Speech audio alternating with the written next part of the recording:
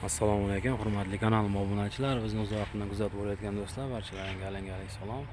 Sizlar hozir mana Sherdor savdo markazining yonidan video obzor qilib boryapmiz do'stlar. Ko'rib turganingizdek, havo darajasi yaxshi.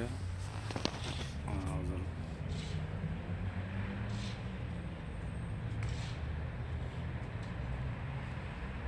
avval madaniyat markazida ishlar ketib boryapti ekan do'stlar.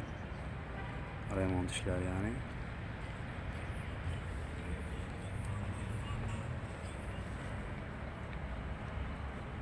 Tashqi fasadini mana shunday stiklovatalar bilan yopyapti ekan hozir ko'rib turganingizdek.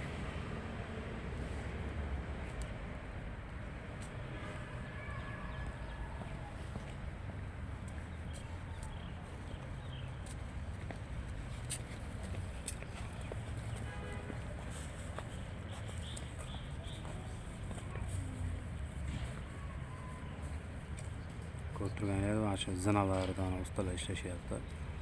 Zinani ustidagi o'sha toshlarni ko'chirib o'rniga adashmasam yangi tosh o'rnatsa kerak deb o'ylaymiz endi. Ko'rib turganingizdek do'stlar.